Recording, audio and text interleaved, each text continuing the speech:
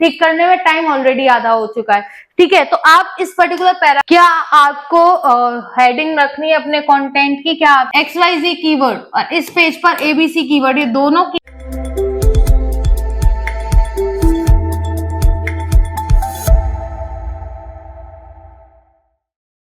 Hey guys, welcome back to our channel Skill People and this series of digital marketing जो topic हम cover कर रहे हैं that is Google algorithm. तो last class में हमने बात किया था अबाउट गूगल पोसम एल्गोरिथम और आज हम बात करेंगे गूगल पैसेज रैंकिंग एल्गोरिथम। तो गूगल पैसेज रैंकिंग एल्गोरिथम क्या है, क्यों है, किस तरह से आप उसको यूज कर सकते हो, किस तरह से वो आपके लिए रैंकिंग के लिए बेनिफिशियल है, ये सब हम आज इस लेक्चर में डिस्कस करेंगे। So let's get start with the video. Guys, आज हम बात करेंगे that is passage ranking algorithm की, जो 2021 में इंट्रोड्यूस किया गया था। 2021 में इंट्रोड्यूस किया गया था और इस एल्गोरिथम का जो मेन पर्पस था वो था, if you are writing article और ब्लॉग, ठीक है, आप अगर कोई ब्लॉग या आर्टिकल राइट करते हो तो पूरा ब्लॉग और आर्टिकल ना रैंक होते हो, उसका एक पर्टिकुलर पैराग्राफ जिसमें अच्छी खासी इंफॉर्मेशन है या रिलेवेंट इंफॉर्मेशन है, सिर्फ वो ही रैंक हो सकता है। मतलब कंटेंट अगर आपका बड़ा है और पूरा कंटेंट आपका रैंक नहीं हो पा रहा है तो उस कंटेंट का एक पर्टिकुलर पैराग्राफ ही रैंक कर जाए और वहां से रिजल्ट लेकर आए। ये तरह से अगर आप कर पाओ तो ये है पैसेज रैंकिंग एल्गोरिथम। समझ रहे हो? मतलब एक आर्टिकल या एक ब्लॉग जिसमें आपने 1000 वर्ड यूज किए हैं, 1200 वर्ड यूज किए हैं, उसमें ये पूरे 1000 वर्ड ना होके कुछ 200-300 वर्ड जिसमें मेन इंफॉर्मेशन है, सिर्फ वो रैंक हो जाए। ये अपडेट आई थी इन 2021। अब इससे ना राइटर्स के लिए बहुत अच्छा था ये, क्योंकि अब आपको पूरा ब्लॉग या पूरा आर्टिकल इतना स्ट्रांगली ऑप्टिमाइज करने की जरूरत नहीं है। एक पर्टिकुलर पैरा या एक पर्टिकुलर पार्ट ऑफ दैट जो भी ब्लॉग है या आर्टिकल है उसका पूरी तरह से ऑप्टिमाइज कीजिए, बेस्ट कंटेंट लिखिए अपना उस पर्टिकुलर एरिया में, उसे अच्छी तरह से कीवर्ड ऑप्टिमाइज्ड बनाइए, एसईओ ऑप्टिमाइज बनाइए और वो पर्टिकुलर पैराग्राफ या वो particular part of your blog और आर्टिकल रैंक करेगा और रिजल्ट लाएगा। ठीक है, तो ये लॉन्ग कंटेंट वाला जो ऑप्शन था वो यहाँ से रिमूव करने की कोशिश की गई है। अब ये काम कैसे करता है? आप ये बोलोगे कि मैम आप बोल रहे हो पर्टिकुलर पैरा रैंक करेगा, तो इससे हमारा बेनिफिट क्या है और ये वर्क कैसे करता है? तो हम बात करेंगे अभी ये वर्क कैसे करता है। देखो वर्क ये क्योंकि गूगल क्या है ना, वो Google natural processing language use कर रहा है। ठीक है, तो अब क्या होता है, आपको जो भी काम करना है वो अपने गूगल के हिसाब से करना है, तो गूगल के हिसाब से आपको ऑप्टिमाइज्ड भी करना होगा। ठीक है, गूगल के हिसाब से आपको उसकी H1, H2, H3, H4 ये सब लिखना होगा। इमेज यूज करोगे तो ऑल टेक्स्ट भी लिखना होगा। ये उसके बाद आप कुछ भी करोगे तो टाइटल और डिस्क्रिप्शन भी करना होगा। तो इतना सब कुछ ना करके सिंपल आप एक पर्टिकुलर पैराग्राफ में ही पूरी इंफॉर्मेशन लिख दो प्रॉपरली।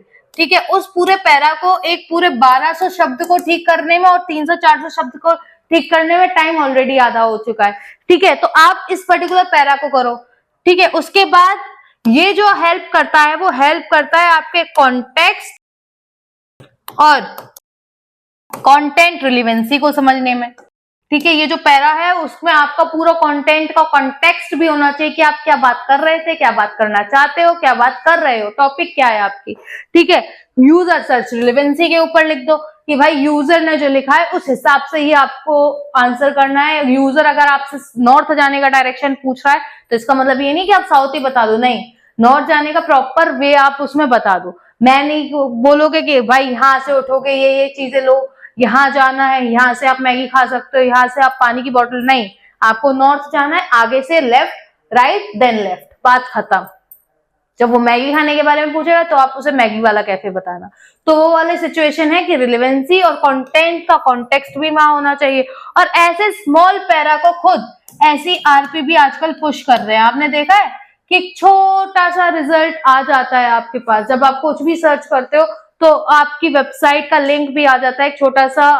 एक तो अब एआई मॉड्यूलेशन हो गया कि हर क्वेश्चन का आंसर एआई खुद से अपनी तरफ से देता है। जेमिनी अपनी तरफ से भी एक पर्टिकुलर पैराग्राफ आपको फ्रंट पे बिल्कुल टॉप पे प्रोवाइड करवाता है। उसके बाद कुछ छोटे छोटे पैरास भी आपको मिल जाते हैं, कुछ रिजल्ट आते हैं तो आपको पर्टिकुलर पूरा ब्लॉग नहीं मिलता, एक पर्टिकुलर एरिया मिलता है। जब आप उस पर क्लिक करते हो तब आप ब्लॉग पर रिडायरेक्ट होते हो। तो इस तरह से SERP भी पर्टिकुलर उस एरिया को आजकल पुश कर रहा है, तो आपके लिए पूरी तरह से बेनिफिशियल है ये।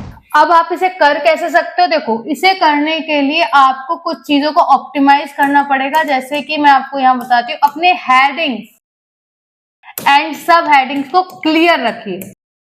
कौन सा टॉपिक आपको लेना है, ठीक है, उसमें कौन से सब टॉपिक आपको लेने हैं, क्या इंफॉर्मेशन आपको रखनी है, क्या इंफॉर्मेशन आपको नहीं रखनी है, ठीक है, ये चीज आपको क्लियर रखनी पड़ेगी। ठीक है, आपको अपनी चीजों को ऑप्टिमाइज करना पड़ेगा। आपको क्या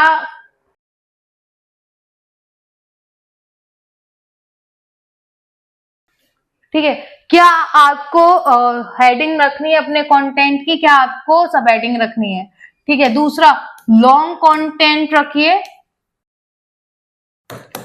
ठीक है। इंफॉर्मेशन रिच कंटेंट रखिए, जो भी कंटेंट आप रख रहे हो इंफॉर्मेशन रिच कंटेंट रखिए। मैं अब देखो, इसमें पैसेज रैंक होगा, इसका मतलब ये नहीं कि आपने छोटे छोटे कंटेंट लिख दिया, कुछ भी लिख दिया, एक पर्टिकुलर पैसेज, तो नहीं, आपको प्रॉपर लॉन्ग कंटेंट लिखना है, इंफॉर्मेशन रिच कंटेंट लिखना है।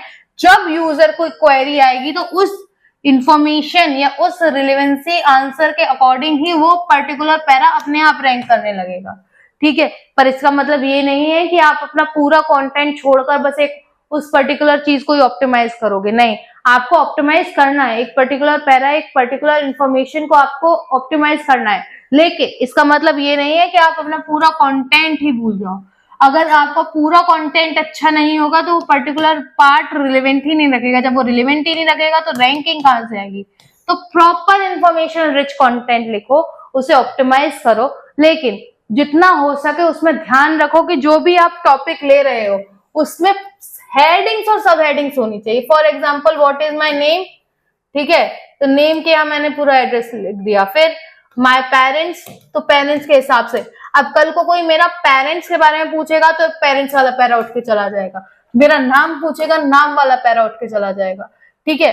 तो इस तरह से रैंकिंग होगी, ये नहीं कि पूरा पैरा ही रैंक नहीं होगा, नहीं, पूरा एक साथ रैंक भले ही ना हो, लेकिन इससे फायदा क्या होता है, इससे यहाँ वाली ऑडियंस जब क्लिक करेगी तो वो यहाँ भी रिडायरेक्ट होगी, और यहाँ वाली ऑडियंस जब क्लिक करेगी वो यहाँ भी रिडायरेक्ट होगी। तो एक पर्टिकुलर आर्टिकल आपके लिए 2 बार ऑडियंस लेके आएगा, तो ये बेनिफिट भी यहाँ हो जाता है। कीवर्ड अकॉर्डिंगली रखो।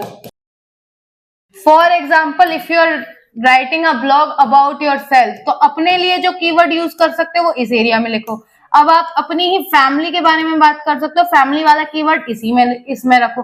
तो इसमें क्या होगा, कीवर्ड 2 है, सेम पेज पर 2 कीवर्ड यूज हो रहे हैं। तो जब कोई इस पेज पर XYZ कीवर्ड और इस पेज पर ABC कीवर्ड, ये दोनों कीवर्ड जब रैंक हो रहे हैं, एक दोनों कीवर्ड यूज हो रहे हैं, कल को कोई ये कीवर्ड सर्च करेगा तो भी ये पेज ऊपर जाएगा, और कल को कोई ये कीवर्ड यूज करेगा तो भी ये पेज ऊपर आएगा, ठीक है। तो इस तरह से आप कर सकते हो। जब कोई रिजल्ट सर्च इंजन पर जाकर ABC कीवर्ड सर्च करेगा तो ये पर्टिकुलर पार्ट यहाँ शो होगा सिर्फ रिजल्ट में, जब कोई क्लिक करेगा तो इस पूरे ब्लॉग पर आ जाएगा। तो इस तरह से ये आपको हेल्प करता है। दूसरा, last but not the least, work on your FAQs। जो भी चीज लिखो वो FAQs के हिसाब से लिखना शुरू करो, FAQs को अपने कंटेंट में डालना शुरू करो, ठीक है। या कंटेंट इस हिसाब से लिखो कि ऑडियंस इस वक्त क्या क्वेश्चन सोच रही होगी इस पर्टिकुलर टॉपिक के बारे में, जिसमें काफी रिसर्च आपको करनी पड़ेगी। तो वर्क ऑन FAQs, चाहे आप FAQs का अलग सेक्शन बनाओ, चाहे अपना कंटेंट के बीच में बीच में FAQ देते रहो। क्यों? क्योंकि आपका सर्च इंजन पर रिजल्ट तभी आएगा जब आपका जो भी कंटेंट है वो आंसर कर रहा होगा यूजर क्वेरी को, और ये मैंने कई बार बोला है, ठीक है। तो ये ऑप्शन भी आप ले सकते हो। तो guys, this is the passage algorithm जो 2021 में इंट्रोड्यूस की गई थी। इससे पहले बताई हुई किसी भी और एल्गोरिथम में आपको कोई क्वेश्चन क्वेरी है, do let me know in the comment box, and for more such informational videos like share subscribe and obviously hit the bell icon.